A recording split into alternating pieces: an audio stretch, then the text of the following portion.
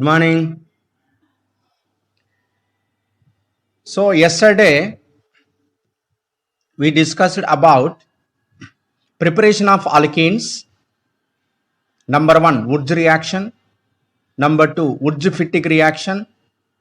Number 3, Corey-House reaction. ఈ 3 రియాక్షన్ల గురించి మనం డిస్కషన్ చేశాం. అయితే మనకు ఇంటర్లో ఏంటంటే డీకార్బాక్సిలేషన్ నుంచి మనం ఆల్కేన్స్ని ప్రిపేర్ చేయడం, కోల్డ్ బేస్ ఎలక్ట్రాలసిస్ నుంచి మనం ఆల్కేన్స్ని ప్రిపేర్ చేయడం, అలానే ఆల్కైల్ హాలైడ్ని జింక్ కాపర్ కప్పులతో రియాక్షన్ చేస్తే మనకు ఆల్కేన్స్ వస్తాయి అని మనం ఇంటర్లో తెలుసుకున్నాం.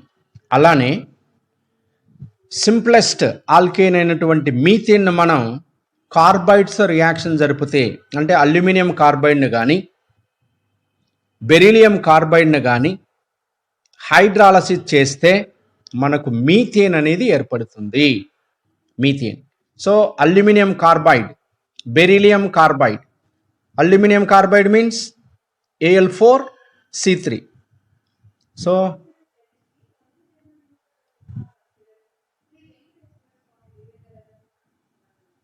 aluminum carbide undergoes hydrolysis to give methane plus aluminum hydroxide. మనం చూసాం. సో 3 moles, ఇక్కడ 4 moles పెట్టేస్తే 4 3s 12, 4 3s 12, 12 plus 12 24. కాబట్టి ఇక్కడ 12H2O పెట్టేస్తే మనకు మీథేన్ అనేది వచ్చేస్తుంది. So aluminium carbide undergoes hydrolysis to give methane.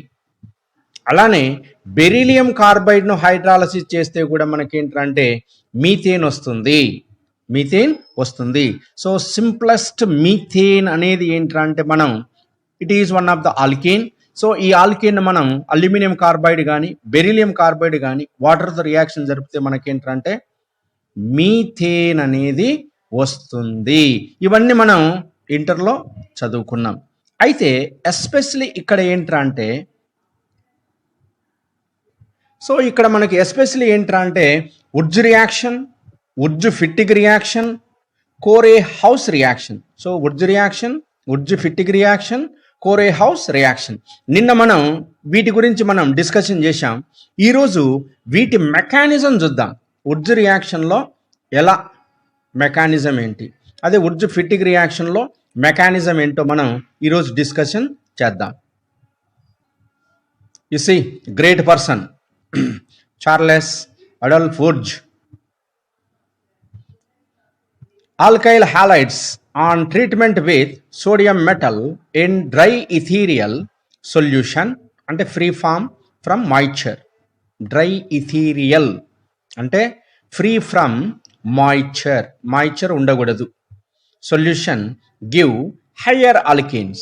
This reaction is known as Wurtz reaction and is used for the preparation of higher alkenes containing even number of carbon atoms. నిన్న చెప్పాను చూడండి, even number of carbon ఆటమ్సే, odd number మనం prepare చేయలేం.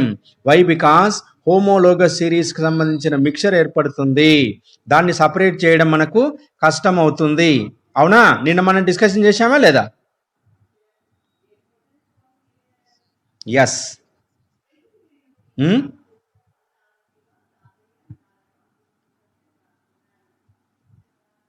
Now let us see. If we start with Ri and Ri అంటే alkyl iodide to get mixture of alkanes. Hence it is not good method for unsymmetric alkanes. So unsymmetric alkanes ను మనం తయారు చేయడం కష్టము. అయితే వుర్ట్జ్ రియాక్షన్లో ఒక best example తీసుకున్నాడు, బ్రోమోమీథేన్ reaction జరిపితే మనకేంటంటే డ్రై ఈథర్ సమక్షంలో ఈథేన్ అనేది ఏర్పడుతుంది. అయితే ఇక్కడ ఒక పాయింట్ చెప్పాడు, methane cannot be formed by this method. మీథేన్ను మనం ఈ పద్ధతి ద్వారా తయారు చేయలేం. ఎందుకు తెలుసా? ఒకటే ఒక కార్బన్ ఉంటుంది కాబట్టి మనకు తప్పనిసరిగా 2 ఆల్కైల్ హాలైడ్లు కావాలి కాబట్టి ఇటువైపు ఒక కార్బను ఇటువైపు ఒక కార్బన్ ఉన్న మినిమం ఆల్కైల్ హాలైడ్ తీసుకుంటాం కాబట్టి ఈథేన్ అనేది సాధ్యపడదు. It is the very very important. So in which of the following compound can not be prepared by Wurtz reaction? కాంపిటీషన్లో అడగొచ్చు. Which of the following can not be prepared by Wurtz reaction? A ethane అంటాడు, B butane అంటాడు, C hexane అంటాడు, D methane అంటాడు. So the answer is methane. Okay, అయితే నువ్వు alkyl halide తీసుకుంటావు కదా, ఈ ఆల్కైల్ హాలైడ్ యొక్క రియాక్టివిటీ ఆర్డర్ ఏంట్రా అంటే iodide. Alkyl iodide is greater than alkyl bromide, than alkyl chloride, than alkyl fluoride. కాబట్టి ఆల్కైల్ అయోడైడ్ అంటే మిథైల్ ఐడైడ్, ఇథైల్ ఐడైడ్ ఇలాంటి ఆల్కైల్ హాలైడ్ కనుక తీసుకున్నట్లయితే రియాక్షన్ చాలా ఫాస్ట్గా జరుగుతుంది అంటున్నాడు. So this is the reactivity order in the Wurtz reaction of different alkyl halides. So mechanism of Wurtz reaction. Mechanism of Wurtz reaction చూడండి. The mechanism of Wurtz reaction. The reaction consists of a metal halogen exchange involving the radical species. So the Woods reaction mechanism, free radical mechanism. So metal halide ఏదైతే ఉంటుందో, halogen అంటే alkyl హాలైడ్ను నువ్వు sodium మెటల్తో reaction జరిపితే, చూడు alkyl halide తీసుకున్నాం, M for is nothing but sodium metal తీసుకున్నట్లయితే R radical ఏర్పడుతుంది. Next sodium X అనేది ఏర్పడుతుంది. ME stands for here sodium, sodium X అనేది ఏర్పడుతుంది. సోడియం హాలైడ్ అన్నప్పుడు it is one of the ionic compound. It is one of the ionic compound. Na plus X మైనస్గా ఉంటుంది. So the alkyl radical then accept an electron from another metal atom. ఇక్కడ వచ్చినటువంటి alkyl halide radical ఏదైతే ఉందో ఇది మళ్ళీ ఇంకొక sodium మెటల్తో reaction జరుగుతుంది. జరిగి మనకి ఏం ఏర్పడుతుందంటే అప్పుడు ఆర్ఎం అనేది ఏర్పడుతుంది. ఈ radical plus M RM. Next the nucleophile carbon if the alkyl anion that displays the halide in an SN2 reaction forming a new carbon-carbon covalent bond. ఎప్పుడైతే ఈ ఆర్ఎం ప్లస్ ఏదైతే ఉందో ఆర్ మైనస్ ఎం ప్లస్ అంటే ఏంటి, ఈ radical అనేది ఎప్పుడైతే sodium మెటల్తో reaction జరిగిందో మనకు ఆర్ఎం ఏర్పడుతుంది. ఈ ఆర్ఎం అనేది ఏంట్రా అంటే తిరిగి ఆల్కైల్ హాలైడ్తో రియాక్షన్ జరిగినప్పుడు ఏమవుతుందంటే ఇక్కడ ఆర్ఎం మైనస్ ఆర్ మైనస్ అనేది ఒక న్యూక్లియోఫైల్ కాబట్టి ఈ న్యూక్లియోఫైల్ ఈ ఆల్కైల్ హాలైడ్తో SN2 రియాక్షన్ జరుగుతుంది. SN2 nucleophilic substitution second order reaction. Inter second ఇయర్లో మీరు చదివింటారు.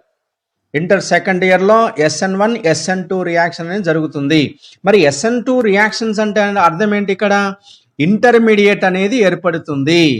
SN1 అంటే అర్థం ఏంటి, కార్బోకాటయాన్ ఏర్పడుతుంది. ఇక్కడ కార్బోకాటయాన్ ఏర్పడదండి. ఇక్కడ ఉన్నటువంటి న్యూక్లియోఫైల్ డైరెక్ట్గా ఏంట్రా అంటే ఈ RX అనేది యాడ్ అవుతుంది. RXకి యాడ్ అవుతుంది అన్నప్పుడు ఏమవుతుంది చూడండి, this is the intermediate SN2 reaction. SN2 అంటే రేట్ ఆఫ్ రియాక్షన్లో ఆర్డర్ ఆఫ్ రియాక్షన్ 2 వస్తుంది. So reaction rate is directly proportional to reactant concentration. ఇక్కడ 2 రియాక్టెంట్ పార్టిసిపేట్ అవుతున్నాయి కాబట్టి RM concentration into RX concentration కాబట్టి sum of the powers of the reactant concentration term is 2 in the rate equation is called second order reaction. Second order reaction. Therefore, here in the Woods reaction, it is a second order reaction. ఎప్పుడైతే ఒక వైపు నుంచి are group వస్తుంది, ఇంకో వైపు నుంచి ఏంటంటే halide అనేది లీవ్ అయిపోతుంది కాబట్టి ఇక్కడ వెంటనే ఏంటంటే ఆర్ డాష్ ఆర్ బాండ్ ఏర్పడుతుంది, ఎక్స్ మైనస్గా బయటికి వెళ్ళిపోతుంది. వెంటనే ఎం ప్లస్ అనేది ఏంటంటే ఎక్స్ని తీసుకొని ఎంఎక్స్గా సోడియం హాలైడ్గా వెళ్ళిపోతుంది. This is the mechanism of Wurtz reaction. Okay, so Wurtz రియాక్షన్లో examination competition point of view అడిగేటువంటి క్వశ్చన్ ఏంటంటే Wurtz reaction is undergoes A SN1 reaction, B SN2 reaction, C both, D none of the above. So the answer is SN2. అలానే in the Woods reaction the mechanism predominantly A electrophilic substitution, B nucleophilic substitution, C both, D free radical mechanism. So the answer is free radical mechanism and nucleophilic substitution కూడా జరుగుతుంది ఇక్కడ. ఎందుకంటే లాస్ట్లో మనకు SN2 reaction అన్నప్పుడు ఏంటంటే SN2 reaction is nothing but nucleophilic substitution reaction. So the answer is 2, nucleophilic substitution as well as free radical. Got it?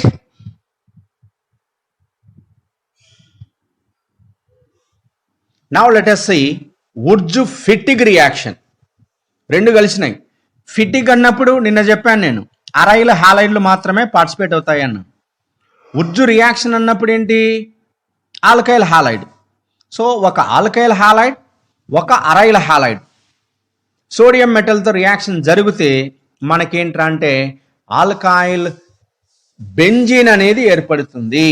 Alkyl benzene. So a mixture of an alkyl halide and aryl halide gives an alkyl arene when treated with sodium in dry ether and is called Woods fatigue reaction. Woods fatigue reaction. So alkyl halide తీసుకున్నాడు plus methyl bromide తీసుకున్నాడు, ఇది bromomethane తీసుకున్నాడు. ఒక alkyl halide, ఒక aryl halide. అంటే benzene మీద ఒక halogen ఉంటే దాన్ని మనం అరైల్ హాలైడ్ అంటాం. సో మనకేంటంటే ఆల్కైల్ బెంజిన్ అనేది ఏర్పడింది. There are 2 approaches to describe the mechanism of Woods fatigue reaction. The first involves the sodium mediated formation of both alkyl and aryl radicals. The alkyl and aryl radicals then combine to form a substituted aromatic compound. A substituted aromatic compound. చూడండి ఇక్కడ sodium metal ఏం చేస్తుందంటే ముందు alkyl aryl radicals ని ఏర్పరుస్తుంది. అంటే sodium metal ఏం చేస్తుంది? ఆల్కైల్ హాలైడ్ తో రియాక్షన్ జరిగి ఆల్కైల్ రాడికల్, అలానే అరైల్ హాలైడ్ తో కూడా రియాక్షన్ జరిగి అరైల్ రాడికల్ ఏర్పడుతుంది. అంటే ఇక్కడ ఆల్కైల్ హాలైడ్, అరైల్ రాడికల్ రెండు కలిసి పోయి మనకేంటంటే సబ్స్టిట్యూటెడ్ బెంజిన్ అనేది ఏర్పడుతుంది అంటున్నాడు. ఇప్పుడు మెకానిజం చూద్దాం. చూడండి,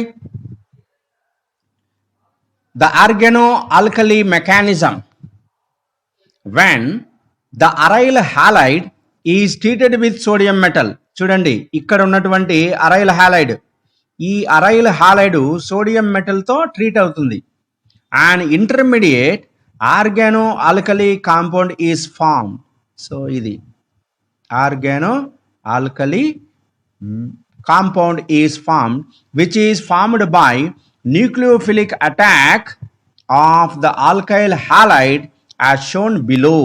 Thus the required alkyl aryl is formed. చూడండి సోడియం మెటల్ తో రియాక్షన్ జరిగితే మనం సోడియం ఉన్నటువంటి బెంజిన్ కాంపౌండ్ ఏర్పడింది. నెక్స్ట్ ఒక NaX తో కలిసి NaX ఏర్పడింది. ఇప్పుడు ఈ Na ఏమవుతుంది? మళ్ళీ ఆల్కైల్ హాలైడ్తో రియాక్షన్ జరిగి ఈ సోడియం అనేది ఇక్కడికి వెళ్తుంది, హాలోజన్ను తీసుకుంటుంది. తీసుకొని ఏంటి NaX గా ఏర్పడుతుంది. ఈ R గ్రూప్ అనేది ఇక్కడ సబ్స్టిట్యూట్ అయింది. ఓకే, ఎగ్జాంపుల్ చూడు, సేమ్ ఇదే. Chlorobenzene plus Na plus methyl chloride gives rise to dry ether. Heat చేస్తున్నాడు, దీన్నే వుడ్జ్ ఫిట్టిగ్ రియాక్షన్ అంటున్నాం. It is called Wurtz Fittig reaction. చూడండి, chlorobenzene plus sodium metal methyl chloride, so toluene అనేది ఏర్పడుతుంది, plus NaCl అనేది ఏర్పడుతుంది. ఇప్పుడు చూడండి మెకానిజం. అరైల్ హాలైడ్ సోడియంతో ట్రీట్ చేస్తున్నాడు, రాడికల్ ఏర్పడింది. చూడండి, this is the radical, aryl radical NaX. బాగుంది. మళ్ళీ ఇదే సోడియం ఏంటి, మళ్ళీ ఆల్కైల్ హాలైడ్తో మళ్ళీ రియాక్షన్ జరిగింది, మళ్ళీ రాడికల్ ఏర్పడింది, ఆల్కైల్ రాడికల్. ఇదేమో అరైల్ రాడికల్, ఇదేమో ఆల్కైల్ రాడికల్ NaX.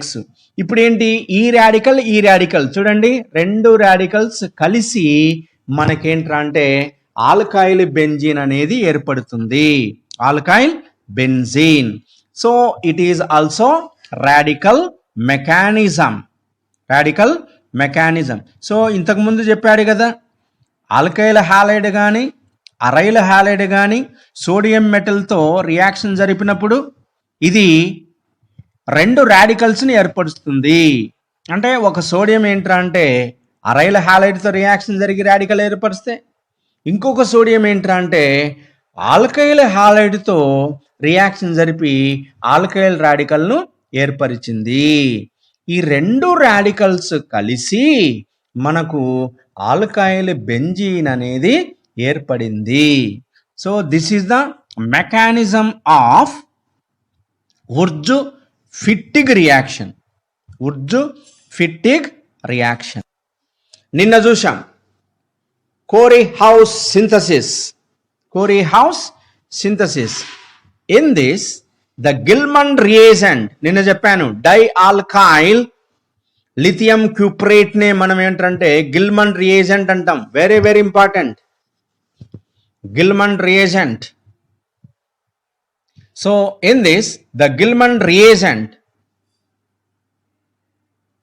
ఇది గిల్మన్ రియేజెంట్. గిల్మన్ రియేజెంట్ ఏదంటే ఇది డై ఆల్కైల్ లిథియం క్యూప్రేట్ నే మనం ఏమంటామంటే గిల్మన్ రియేజెంట్ అంటాం.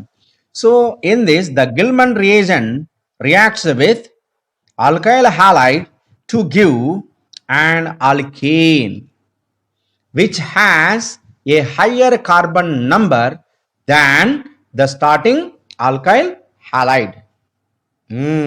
వచ్చేటువంటి ఆల్కేన్ అనేది ఏంట్రా అంటే ఒక కార్బన్ ఎక్కువ ఉన్నటువంటి కాంపౌండ్స్ కావచ్చు, లేదా నువ్వు తీసుకున్నటువంటి స్టార్టింగ్లో ఉన్నటువంటి ఆల్కైల్ హాలైడ్లో ఉన్న కార్బన్ల కన్నా ఎక్కువ కార్బన్లు ఉన్నటువంటి ఆల్కేను ఏర్పడుతుంది ఇది. So alkyl halides react with lithium. So ఇక్కడ 3 స్టెప్స్ మెకానిజం ఉంది. సో ఫస్ట్ స్టెప్ ఏంట్రా అంటే, సో ఇది ఫస్ట్ స్టెప్ ఏంటి, ఆల్కైల్ హాలైడ్ను లిథియంతో రియాక్షన్ జరిపితే మనకు ఆల్కైల్ లిథియం ఏర్పడుతుంది, లిథియం హాలైడ్ అనేది ఏర్పడుతుంది. బాగుంది. ఇందులో ఫస్ట్లో ఏర్పడినటువంటి ఆల్కైల్ లిథియం ఏదైతే ఉందో అది 2 మోల్ల ఆల్కైల్ లిథియం కాపర్ అయోడైడ్తో రియాక్షన్ జరిపితే మనకు గిల్మన్ రియేజెంట్ వస్తుంది, గిల్మన్ రియేజెంట్. చూడండి 2 R గ్రూపులు తీసుకున్నాం కాబట్టి 2 మోల్స్ ఆఫ్ RLi అన్నాం కాబట్టి R2. ఓకే, 2 లిథియంలో ఒక లిథియం అక్కడే ఉంటుంది, కాపర్తో కంబైండ్ అయిపోతుంది. ఇంకా మిగిలినటువంటి ఇంకొక లిథియం ఉంటుంది, ఈ అయోడిన్ను తీసుకుంటుంది, లిథియం అయోడైడ్గా మారిపోతుంది, లిథియం అయోడైడ్. చూడండి 2 మోల్స్ తీసుకున్నావు కాబట్టి 1 మోల్ కాపర్ అయోడైడ్ ఉన్నప్పుడు ఇక్కడ ఉన్నటువంటి అయోడిన్ ఇక్కడ ఉన్నటువంటి లిథియం కలిసి లిథియం అయోడైడ్గా ఏర్పడుతుంది, మిగిలిన కాంపౌండ్ అంతా అలానే ఉండిపోతుంది. సో R2CuLiని మనం ఏమంటానంటే డై ఆల్కైల్ లిథియం క్యూప్రేట్ అంటాం, di alkyl lithium cuprate. It is a Gilman reagent, a Gilman reagent. చూడండి, ఇప్పుడు దిస్ ఆల్కైల్, చూడు, దిస్ డైఆల్కైల్ లిథియం క్యూప్రేట్ అంటే ఈడ ఏర్పడినటువంటి ఈ dialkyl lithium cuprate react with alkyl halide, ఇప్పుడు alkyl halide to give alkene, and the reaction is known as Corey-House synthesis. Corey-House synthesis. కాబట్టి నువ్వు ఒక ఆల్కైల్ హాలైడ్ తీసుకోవాలి, ఫస్ట్ లిథియంతో రియాక్షన్ జరపాలా, జరిపితే నీకు ఆల్కైల్ లిథియం వస్తుంది. నంబర్ 1. ఇలా వచ్చినటువంటి ఆల్కైల్ లిథియంను ఏం చేయాలి, కాపర్ ఐడైడ్తో రియాక్షన్ జరపాలా. జరిపితే ఏమవుతుంది, అప్పుడు డైఆల్కైల్ లిథియం క్యూప్రేట్ అనేది ఏర్పడుతుంది, గిల్మన్ రియేజెంట్ అనేది ఏర్పడుతుంది. సో ఇక్కడ మోస్ట్ ఇంపార్టెంట్ ఎవర్రా అంటే గిల్మన్ రియేజెంట్. ఈ గిల్మన్ రియేజెంట్ తీసుకొని నువ్వు ఆల్కైల్ హాలైడ్తో, వేరే ఆల్కైల్ హాలైడ్తో రియాక్షన్ జరిపితే అప్పుడు నీకేంట్రా అంటే ఆల్కేన్ అనేది ఏర్పడుతుంది. చూడండి, ఇక్కడ ఉన్నటువంటి ఈ 6 గ్రూపు, ఇక్కడ ఈ 6 గ్రూపు అంటే ఒక్క 6, ఇందులో నుంచి ఒక్క 6, ఈ 6తో రియాక్షన్ జరుగుతుంది, R డాష్ అంటే పడింది. నెక్స్ట్ ఇక్కడ మిగిలినటువంటి 6 గ్రూప్ ఏంటంటే కాపర్స్ అలానే ఉంటుంది కాబట్టి అలానే ఉంటుంది. ఈ లిథియం హాలోజన్ కలిసి LiX అనేది ఏర్పడుతుంది. So this is the Corey-House synthesis. Corey-House synthesis. Now the properties of alkanes. Alkanes properties. Picture కనిపిస్తుందా?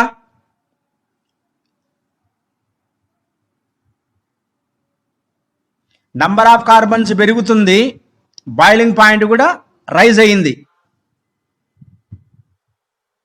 కార్బన్స్ ఏంటంటే రైజ్ అయ్యింది, చూసావా? ఇదేనా? Boiling point gradually increases. Okay, let us see. First one, state. ఆల్కేన్ల యొక్క state. All are colourless and possess no characteristic odour. Smell అనేది ఏది ఉండదు, అన్నీ కూడా కలర్లెస్సే. నంబర్ 2, లోయర్ ఆల్కేన్స్ అంటే methane, ethane, propane, butane. C1 to C4 అంటే మీథేన్, ఈథేన్, ప్రోపేన్, బ్యూటేన్ వరకు gases.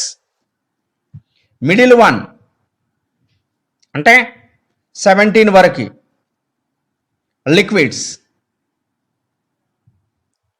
Next, higher alkanes are solids. Higher alkanes are solids. Next, third point, very very important. Third point is the very very important. Listen, the boiling point of alkanes increases with increase in molecular weight due to increase in van der Waals forces with increase in molecular weight. So alkanes number increase అయ్యే కొద్దీ boiling point కూడా పెరుగుతుంది, ఎందుకంటే దాని wait పెరుగుతుంది. వెయిట్తో పాటు van der Waal force of attraction కూడా పెరుగుతుంది అంటున్నాడు. సో బీపీ ఆర్డర్ చూడు, పెంటేన్, హెక్సేన్, హెప్టేన్. ఓకే, బాగుంది.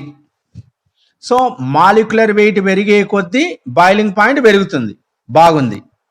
కానీ ఇక్కడ ఏంట్రా అంటే కొద్దిగా హయ్యర్ ఆల్కేన్ తీసుకున్నప్పుడు, ఫర్ ఎగ్జాంపుల్ పెంటేన్ తీసుకున్నాం. Pentane exhibit 3 types of compounds.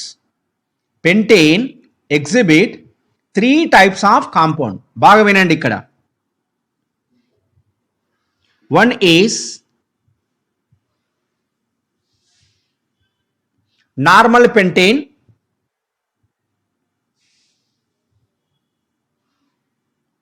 second one is isopentane, and third one is neopentane. Neopentane. Number 1, number 2, number 3. మూడింటికి ఒకే మాలిక్యులర్ ఫార్ములా, మూడింటికి ఒకే మాలిక్యులర్ వెయిట్ ఎంత? 72. 5 కార్బన్స్, 12 హైడ్రోజన్స్, ఒక్కొక్క carbon 12 atomic weight, 12 5 60 plus 12 72 grams. అవునా? మరి అన్నీ కూడా ఒకే molecular weight ఉన్నప్పుడు boiling point same ఉండాలి కదా.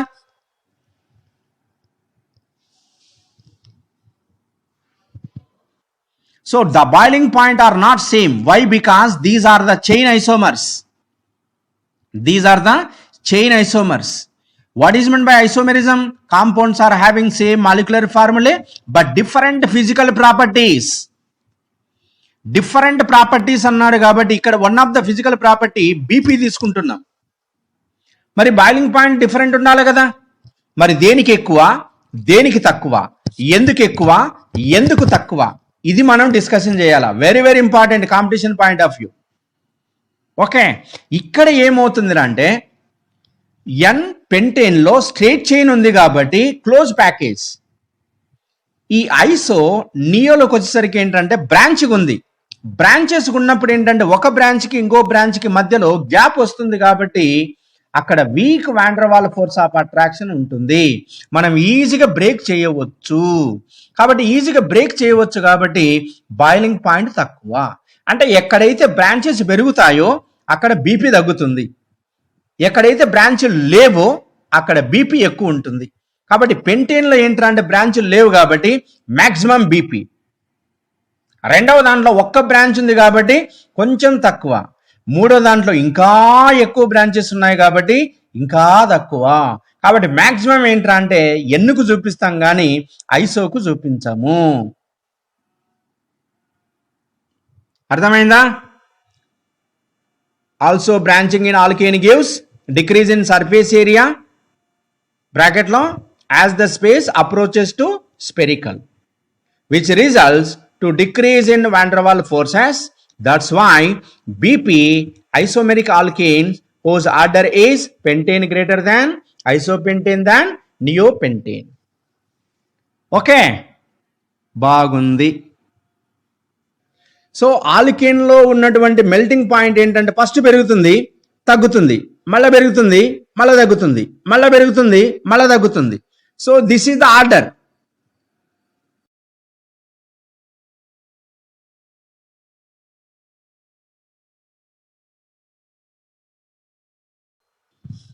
స్టార్టింగ్లో 1, తర్వాత 2, తర్వాత 3, తర్వాత 4, తర్వాత 5, తర్వాత 6. బాగా చూడండి. స్టార్టింగ్ అంటే ఆడు నుంచి ఈవెన్కి పోతున్నావు అంటే పెరిగింది, నిచ్చెన పెరిగింది. నిచ్చెన మెట్లు అనుకోవచ్చు మనం ఇక్కడ. ఓకే ఓకే సో స్టార్టింగ్లో 1 కార్బన్ నుంచి 2 కార్బన్కి అంటే ఈవెన్ వచ్చింది. మళ్ళీ తర్వాత ఆడ్ వచ్చింది, తర్వాత ఈవెన్, తర్వాత ఆడ్, తర్వాత ఈవెన్. కాబట్టి ఆడ్ నుంచి ఈవెన్, ఆడ్ నుంచి ఈవెన్ అంటే ఆడ్ నంబర్ ఉన్నటువంటి, సో ఆడ్ నంబర్ ఉన్నటువంటి ఆల్కేను ఈవెన్ నంబర్ ఉన్నటువంటి ఆల్కేను తీసుకుంటే ఈవెన్కి మెల్టింగ్ పాయింట్ ఎక్కువ, ఆడుకి తక్కువ. That's all. చూడండి, the abnormal trend in melting point is probably due to the fact that alkanes with odd carbon atoms have their end carbon atom on the same side of the molecule. Right. So the abnormal trend in melting point is probably due to the fact that alkanes with odd carbon atoms have their end carbon atom on the same side. చూడు odd number ఉన్నటువంటి compound లో చూడండి end carbon అనేది ఏంట్రా అంటే చూడు ఇక్కడ starting carbon end carbon ఒకే side లో వస్తున్నాయి. అదే ఈవెన్ నంబర్ లో వచ్చేసరికి ఏంటంటే స్టార్టింగ్ కార్బన్ ఎండ్ కార్బన్ ఒకే సైడ్ రావు, ఆపోజిట్ సైడ్ లో ఉన్నాయి. That is the meaning. And even carbon atom alkane, the end carbon atom on opposite side. Thus, alkanes with even carbon atoms packed closely in crystal lattice to permit greater intermolecular attraction. So even నంబర్లో ఉన్నటువంటి carbon atoms అన్నీ కూడా ఏంటంటే starting carbon ending carbon opposite సైడ్లో ఉండడం వలన package బాగా close అవుతుంది, అంటే ఒక చైర్ మాదిరి ఉంటుంది. అదే ఈవెన్ నంబర్ ఆఫ్ కార్బన్స్ ఉన్నటువంటి కాంపౌండ్లో ఒకే side starting carbon ending carbon ఉండడం వలన అక్కడ ప్యాకేజీలో క్లోజ్నెస్ అనేది ఉండదు. అందువల్లనే ఈవెన్ నంబర్ ఆటమ్స్ సపరేట్ చేయాలి అంటే ఎక్కువ ఎనర్జీ కావాలి కాబట్టి మెల్టింగ్ పాయింట్ ఎక్కువ. ఆడ్ నంబర్లో మెల్టింగ్ పాయింట్ తక్కువ, ఎందుకంటే they loose package. Clear? Next density. The density of alkanes increases with increase in molecular weight and becomes constant at 0.76 grams per ml.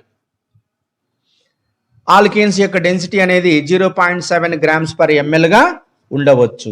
Thus alkanes are lighter than water. Water కన్నా తక్కువ density. Water ఏంటి 1 gram per ml or cc, అంటే 1 కన్నా తక్కువ ఉంది alkanes కి. కాబట్టి density alkanes is less than water. Next solubility. Alkanes being non polar and thus insoluble in water. Alkanes అన్ని కూడా ఏంటంటే కోవలెంట్ కాంపౌండ్స్ కాబట్టి అవి కూడా ఏంటి నాన్ పోలార్, పొలారిటీ లేనటువంటి కాంపౌండ్స్ కాబట్టి ఇవి వాటర్లో సాల్యుబుల్ కావు. అయితే non polar solvents like benzene కానీ కార్బన్ టెట్రాక్లోరైడ్ ఈథర్లో కానీ సాల్యుబుల్ అవుతాయి. Okay, next the solubility of alkanes decreases with increase in molecular weight. So molecular weight పెరిగే కొద్దీ సాల్యుబిలిటీ ఏమవుతుంది? తగ్గిపోతుంది. Next liquid alkanes are themselves good and non polar solvents. లిక్విడ్గా ఉన్నటువంటి ఆల్కేన్స్ ఏవైతే ఉన్నాయో అవి మంచి నాన్ పోలార్ సాల్వెంట్స్గా పనిచేస్తాయి అంటున్నాడు. పనిచేస్తాయి. ఏంటి లిక్విడ్ ఆల్కేన్స్ చెప్పండి. లిక్విడ్ ఆల్కేన్స్ ఒక లిక్విడ్ ఆల్కేన్ చెప్పండి. కెరోసిన్, డీజిల్, గ్యాసోలిన్ ఇవన్నీ కూడా ఏంటంటే లిక్విడే కాబట్టి ఇవి solvents. Okay, these are the properties of alkanes. Okay, రేపు ప్రాక్టికల్ కాబట్టి మనం బయటకు వాళ్ళే వస్తారు కాబట్టి చూద్దాం. Okay, bye.